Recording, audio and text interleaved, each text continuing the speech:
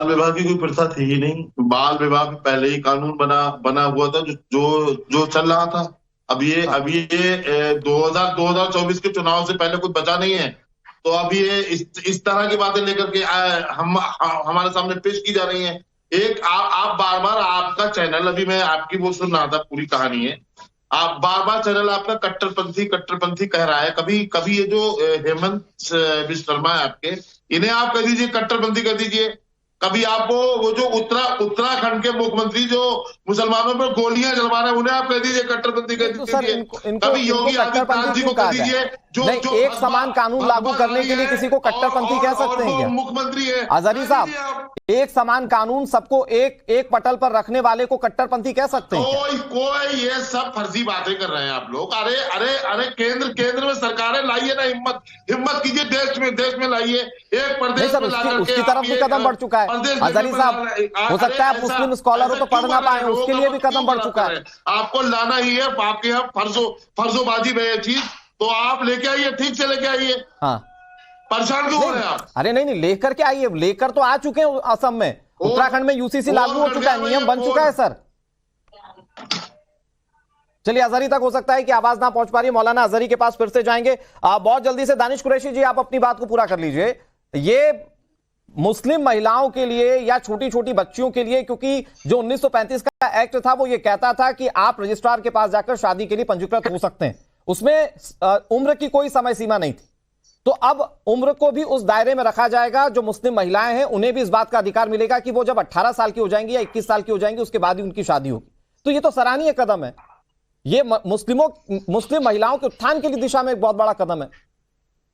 देखिए, दिक्कत क्या है आपकी कि आप जिनको कट्टरपंथी कह रहे हैं वो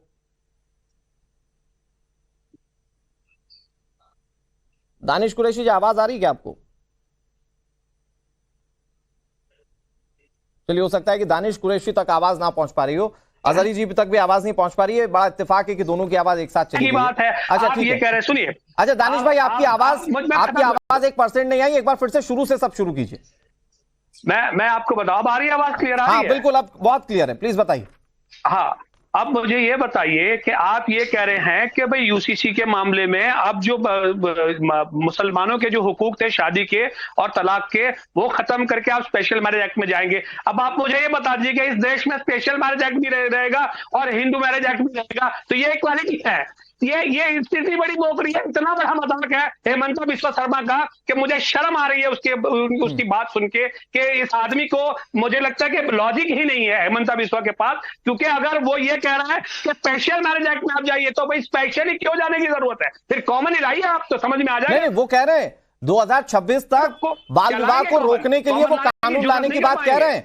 लेकिन दानिश कुरैशी साहब, उन्होंने इस बात पर जोर दिया कि ये जो 1935 वाला एक्ट हटा, इससे मुस्लिम महिलाओं को आजादी मिलेगी और कम से कम बाल विवाह को रोकने की दिशा में एक बड़ा कदम है, तो उसको तो स्वागत करना चाहिए आपको। बाल विवाह जैसा कुछ है ही नहीं। बाल विवाह हेमंत बिश्व शर्मा के शासन में होता होगा, मुझे तो नहीं लगता कि मुसलमानों में होता है। और आप आंकड़े दे दीजिए। सर मैं आपको बताता हूँ, 1 मिनट बेवकूफ ना बनाइए आप। सर, पहली बात तो ये अजहरी साहब की पहले प्लीज हिसाब किताब से बात कीजिए, भाषाई मर्यादा को मत भूलिए, यहाँ सबको भाषाई मर्यादा तोड़ना आता है।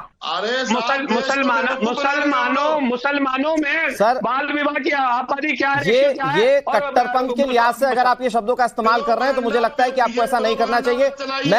मैं दानिश भाई सिर्फ आपको एक छोटी सी बात पर कंक्लूड कर देता हूं। पिछले साल इसी वक्त में असम सरकार ने बाल विवाह को रोकने के लिए कई सारे कदम उठाए थे। उस वक्त सारे धर्म के लोगों में से गिरफ्तारियां हुई थी और ज्यादातर गिरफ्तारियां जो हुई थी वो मुस्लिम धर्म की हुई थी। उसी वक्त असम सरकार ने क्लियर किया था कि हम बाल विवाह को रोकेंगे, उसके लिए कदम उठाएंगे, और अब उसके लिए जाकर ये बड़ा कदम सामने आ गया। दानिश कुरैशी प्लीज, अरे यार ये अजहरी जी की आवाज प्लीज कम कीजिए, अजहरी जी से बात नहीं। सुनिए, अब मुझे ये बताइए, मैं ये कह रहा हूं कि बाल विवाह एक कॉमन प्रॉब्लम है, चाहे वो हिंदू में हो, मुसलमान में हो, सिख हो, पारसी हो, जैन ईसाई कोई भी हो। तो उस कॉमन प्रॉब्लम का तो हमको कोई इश्यू नहीं है। अगर किसी ने क्या, वैसे तो मैं मानता नहीं कि कोई मुसलमान करे, लेकिन अगर किसी ने 1 आध 2 5 लोगों ने किया हो तो परेशानी नहीं है। पर मुझे ये बता दीजिए कि आप दानिश भाई, मैं कह रहा हूं कि बस आप इसका स्वागत तो कीजिए कि हाँ ठीक है, बाल विवाह प्रथा खत्म हो रही है, हम इसका स्वागत करते हैं। आप सिर्फ स्वागत कर दीजिए, मैं शालिनी अली के पास चला जाऊँ। सुनिए मेरी बात सुन लीजिए। मुझे ये बता दीजिए कि मुसलमानों की शादी ब्याह का एक्ट खत्म करके स्पेशल मैरिज एक्ट पे ले जाएंगे, ये यूसीसी है हेमंत काका? मुझे लगता है इससे बड़ा मजाक नहीं है देश का। ठीक है, मैं शालिनी अली जी आपके पास आता हूं और महिलाओं के लिए कितना जरूरी था ये समझता हूं, लेकिन बहुत जल्दी से सतीश लखेरा जी वो कह रहे हैं कि स्पेशल मैरिज एक्ट में ले जाने का क्या प्रावधान है? कॉमन कोई साहब इसके लिए एक्ट लेकर आए नहीं जिससे बाल विवाह पूरी तरह से खत्म हो जाए। हालांकि मैं बता दूं अपने दर्शकों को कि बाल विवाह को रोकने के लिए ऑलरेडी कानून है। सतीश जी प्लीज। बस तो यही तो बात है, तो बेवकूफ बना रहे हैं। यही देखिए आपने। अरे वो जवाब दे रहे हैं दानिश कुरैशी आपकी बातों का। मैंने इसीलिए कहा। मैं आ रहा हूं, शालिनी अली आ रहा हूं आपके पास। सतीश लखेरा जी प्लीज। अनुराग जी, मान लिया जाति धर्म क्षेत्र के लिंग के आधार पर जो भेद के मामले हैं उनमें एक रूपता है। पूरा देश एक सिस्टम से चले, जो हमारे नागरिक कानून है, जो हमारे रिचुअल्स हैं वो तो चले, और जो व्यवहारिक रूप से साइंटिफिक रूप से जिस तरीके से शरीर का विज्ञान है और जो वैज्ञानिक बात है कि विवाह की जो उम्र है उसको धर्म के आधार पर मत जोड़िए। वो चश्मा नहीं उतरेगा इनका, उसमें दिक्कत आएगी। दानिश भाई आऊंगा आपके पास। लड़के की 21 साल और लड़की की 18 साल उम्र हो, इसमें किसका विरोध हो सकता है? मगर जब चश्मा गजवाए हिंद का पहना हुआ है तो नहीं होगा, दिक्कत आएगी। देश में कहीं भलाई की बात होगी, उन्हें लगेगा हमारे साथ कुछ पीड़न हुआ है। रिस्पेक्ट किसके साथ हुआ है भाई? 3 तलाक मुस्लिम बहनों के लिए एक कितना बड़ा उपहार है, इज्जत जो विशेष बात वो समाप्त हो रहा है। और यहाँ मुस्लिम बेटियों के लिए है कि जिस तरह की हमारे कानून की स्टोरी चल रही थी, कौन होता है हम किस तरह शादियां करें, हमारा जो शरिया कानून है उसके तहत चलेंगे। अरे भाई अजहरी जी प्लीज बोल लेने दीजिए दूसरे लोगों को। हाथ काट दिए जाते हैं। आप बोलिए कि अगर मुस्लिम का चोरी में पकड़ा जाता है, मुस्लिम उससे हाथ काट दिया जाए, हमें हमारे कानून से ऐसा नहीं चलेगा, जो संविधान से चलेगा। नहीं लेकिन सतीश जी बहुत जल्दी से इस पर भी जवाब दीजिए कि वो कह रहे हैं कि आप राज्यों के स्तर पर क्यों लागू कर रहे हैं, फिर इसकी यूनिफॉर्मिटी पूरे देश में क्यों नहीं लागू करते? अजहरी जी सवाल पूछ रहे हैं कि यूनिफॉर्मिटी पूरे देश में क्यों नहीं लागू करते? आप राज्य दर राज्य क्यों कर रहे हैं इसको?